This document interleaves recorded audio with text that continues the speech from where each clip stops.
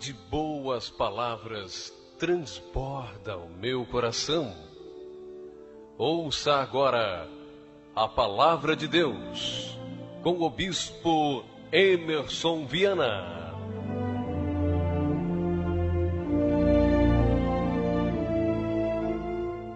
Ora, a fé é a certeza das coisas que se esperam, e ela é também a convicção de fatos que não se veem, pois pela fé os antigos obtiveram bom testemunho. Pela fé, entendemos que o universo também foi formado pela palavra de Deus, de maneira que o visível veio a existir das coisas que não aparecem. De fato, sem fé, é impossível agradar a Deus, mas é necessário que aquele que se aproxima de Deus creia que Ele existe e que se torna galardoador daqueles que o buscam.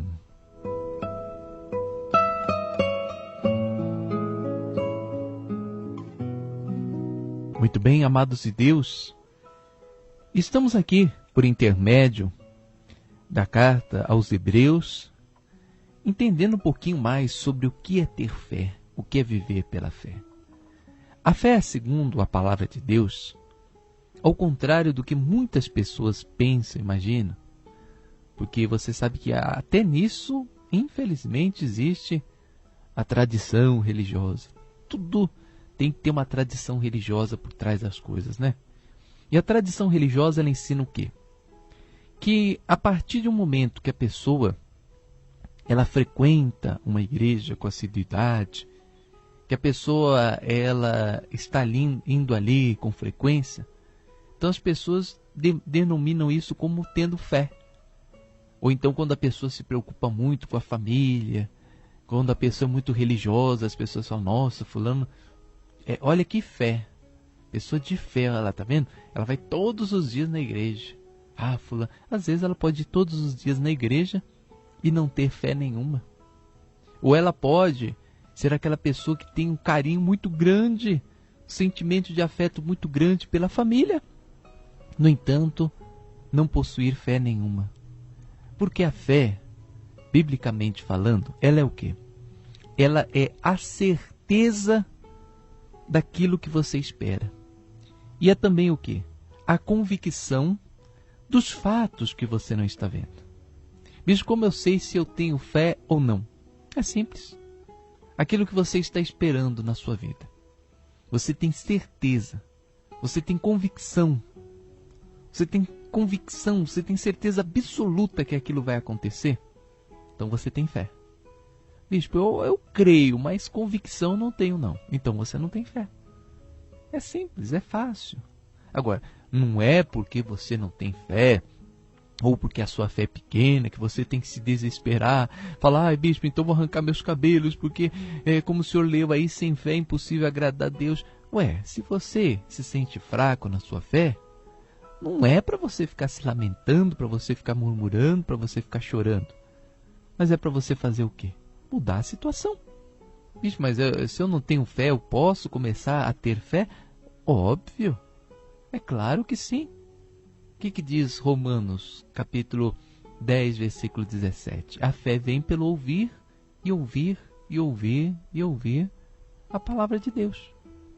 Todas as pessoas que ouvem essa programação, certamente têm uma fé maior do que os que não ouvem. Isso é óbvio.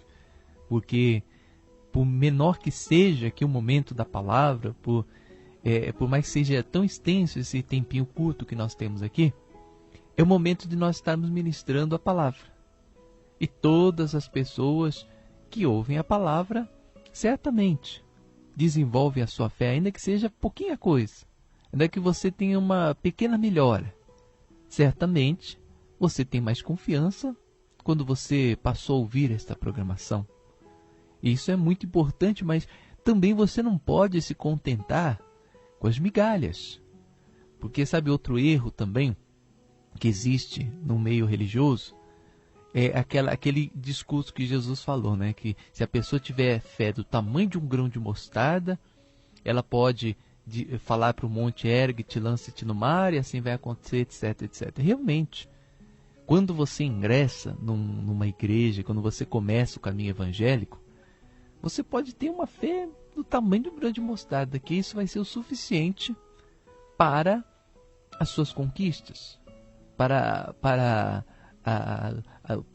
você trazer à existência as vitórias de Deus na sua vida. Porém, o que o Senhor Jesus também diz? Que o grão de mostarda, ele é a menor de todas as sementes, mas uma vez plantada, se torna a maior de todas as hortaliças. Assim tem que ser a nossa fé. Ela hoje pode ser pequena.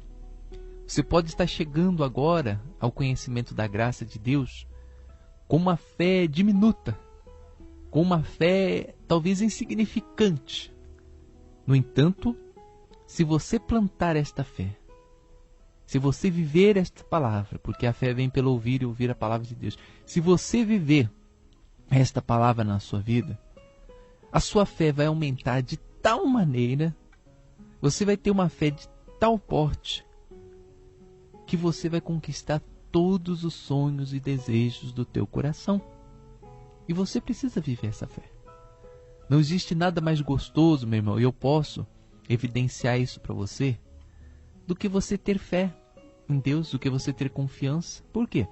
Porque você não vai nem ficar aflito, nervoso, você não vai ficar agitado, você não vai ficar ansioso, você não vai ficar preocupado. E você sabe que a preocupação é uma coisa terrível, meu Deus. Tem pessoas que estão aí, não conseguem dormir, porque estão ansiosas, preocupadas. Tem pessoas aí, mães, que não conseguem pregar os olhos, porque estão ali pensando no futuro do filho, o filho que está nas drogas, o filho que está no vício, o filho que está com um casamento cheio de problemas, com um filho que está desempregado. Quando você tem fé, confiança, é impossível você ter ansiedade, preocupação, medo, tormento no seu coração.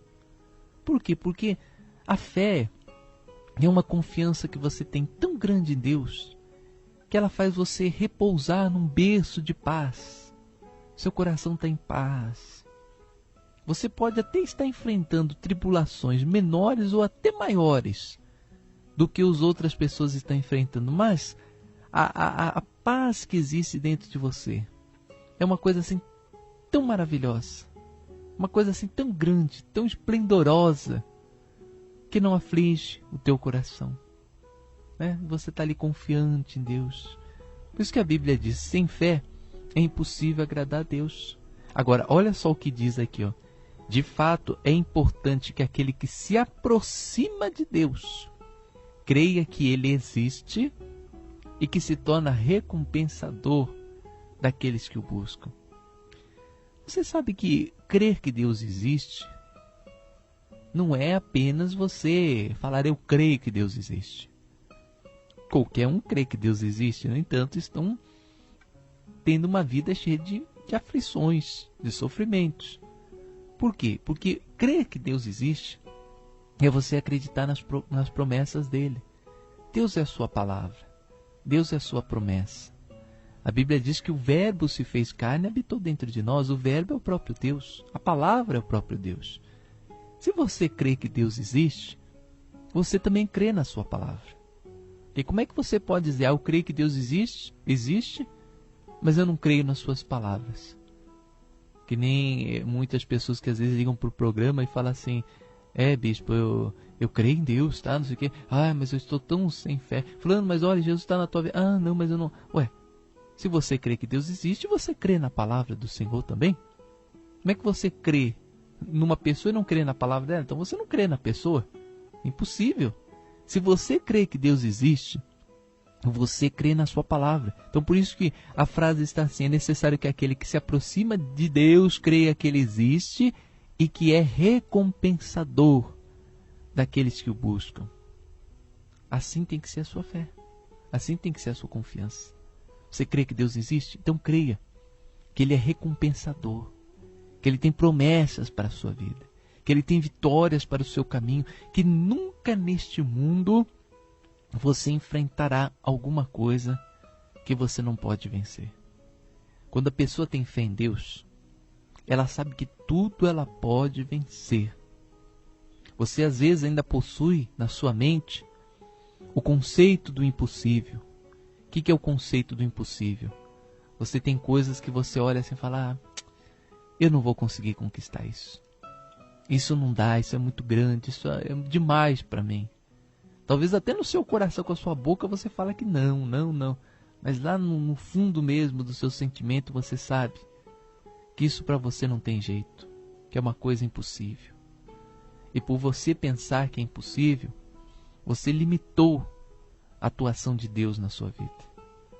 Porque para você conquistar alguma coisa, você tem que ter fé. E fé é a certeza daquilo que você espera. Se você não tem essa certeza, se lá no fundo do seu coração você não acredita nisso, como você vai ver o sobrenatural acontecer? Como que Davi venceria aquele gigante se ele não acreditasse que Deus era por ele?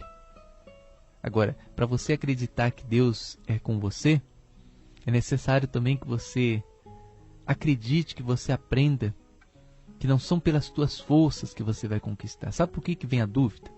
Eu vou explicar agora para você, meu irmão, por que nasce a dúvida no coração de uma pessoa. Porque ela acha que ela vai vencer. Ela acha que ela vai fazer alguma coisa. Outro dia, eu atendia vários membros depois da reunião e tive que corrigir um a um. Porque todos falavam assim, bispo, eu não sei o que eu faço para conquistar essa vitória. Aí eu virava assim, você não faz nada, você confia em Deus só. Quem disse que é você que vai fazer alguma coisa? Então a pessoa acha que é ela que vai fazer. Sabe qual foi o segredo de Davi? Ele sabia que ele não ia fazer nada. Tanto é que o rei Saul chegou para Davi e falou, Davi, coloque essa armadura, porque o gigante ele é treinado, ele é... E o tadinho, né? Davi, para não desobedecer o rei, porque ele respeitava muito as autoridades superiores, ele colocou a armadura e não conseguiu sair do lugar com a armadura, tão pesada que era e tão pequeno que Davi era. Aí Davi falou, quer saber de uma coisa, ô rei? Olha, te respeito muito, te amo muito, mas não precisa de armadura não. Pode deixar que a minha vitória é diferente, é Deus que... Aí Saul, assim meio constrangido, falou, tá bom, vai meu filho, né? Tadinho, né? Isso aí quer se matar, que deixa ele se matar então. A vida não é minha, né? Se fosse filho de Saul, Davi, a Saul até teria insistido, não, meu filho não vai mais. Como? Saul nem conhecia direito Davi, vai, deixa esse moleque aí, vai. Quer se matar, deixa logo, né? Fazer o que? Não tenho nada a perder. Mas Davi, ele tinha certeza, convicção absoluta que ele não faria nada, que Deus ia dirigir todos os passos. E quantas vezes, meu irmão, você já parou para ter esse pensamento? Será? Agora mesmo tenho certeza que o Espírito Santo está falando ao teu coração. O Espírito Santo está dizendo assim, minha filha, meu filho, por que você está pensando em como você vai conquistar essa vitória? Por que você está pensando se a batalha não é sua, é minha, se eu que vou fazer todas as coisas, você não vai ter que fazer nada, apenas confiar, viver a palavra, se alimentar da verdade, apenas isso. Isso é o que nós temos que fazer. Praticar a palavra, ser fiel, obediente, você confiar em Deus de todo o coração. Quem vai fazer o resto é Deus. Você pensa, mulher, que você que vai trazer o seu marido de casa? Estava pensando nessa semana, o que eu faço para trazer meu marido de volta? Bispo, você estava pensando aí, né, mulher? O que eu faço, meu Deus, para recuperar meu filho?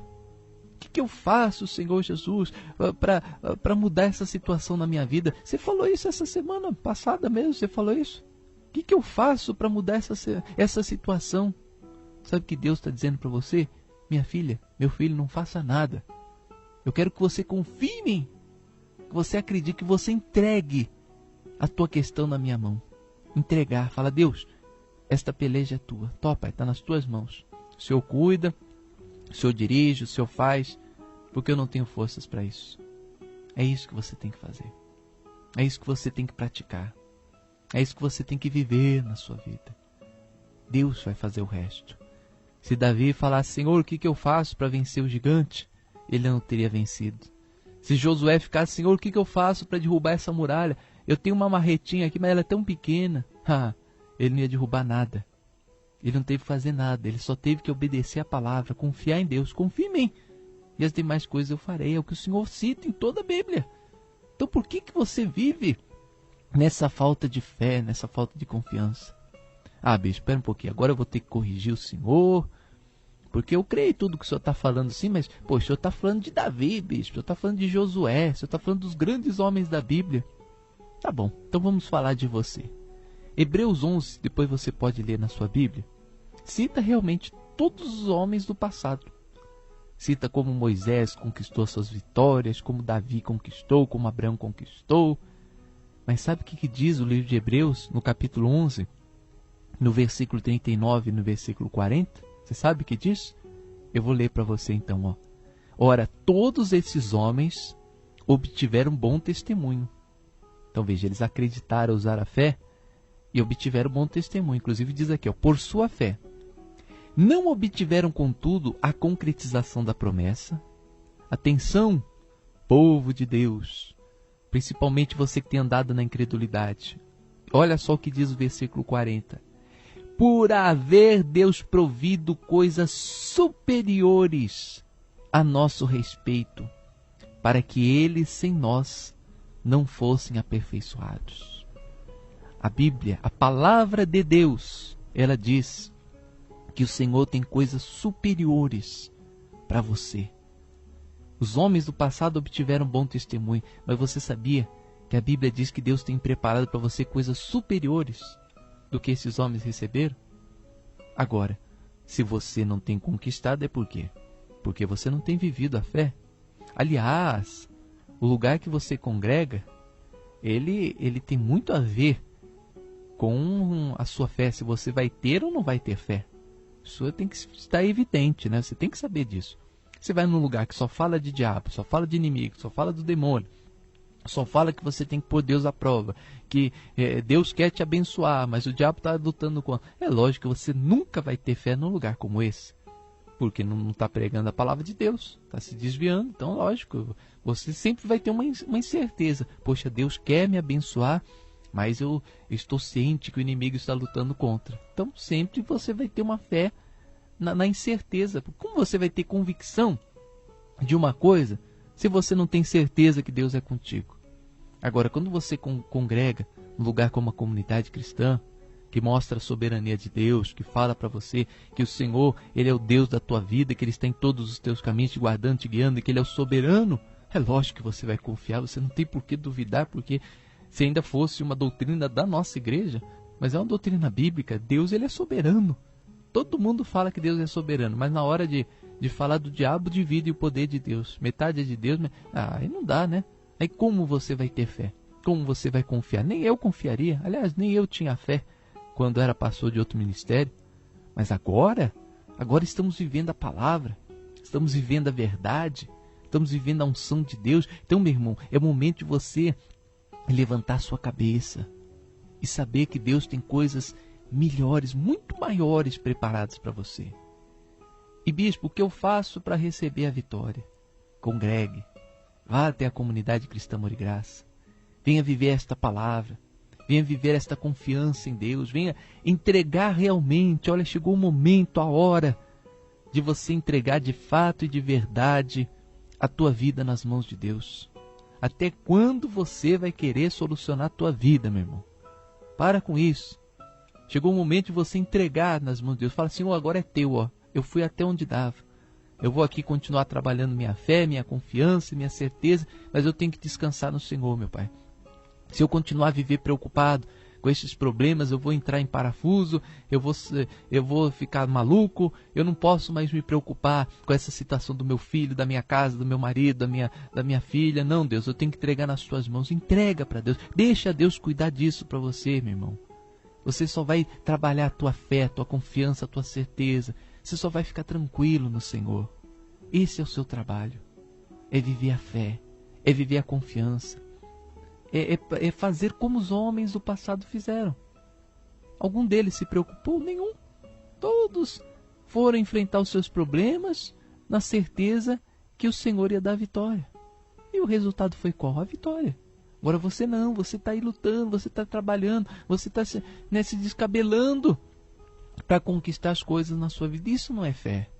Isso não é confiar em Deus.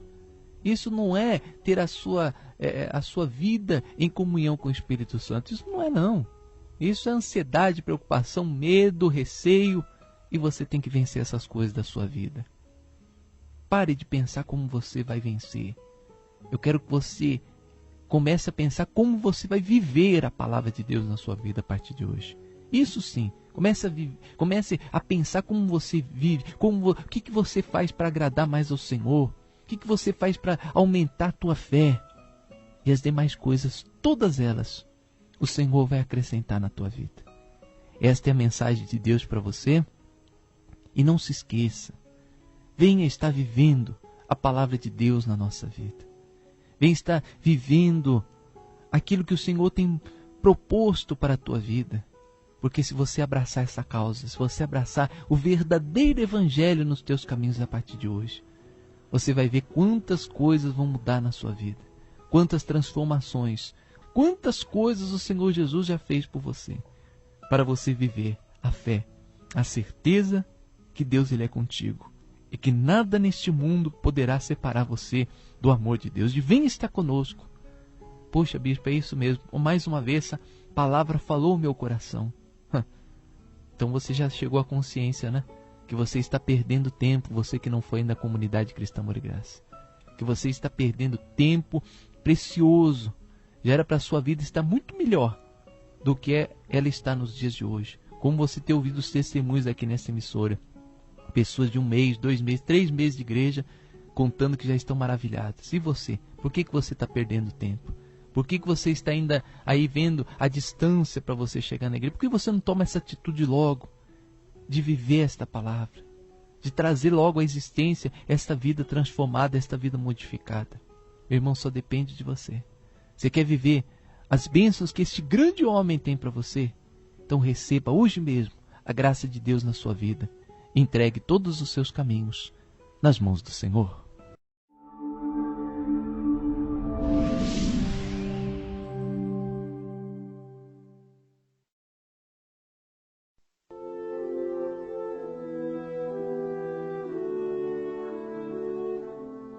De boas palavras transborda o meu coração. Ouça agora a palavra de Deus com o bispo Emerson Viana.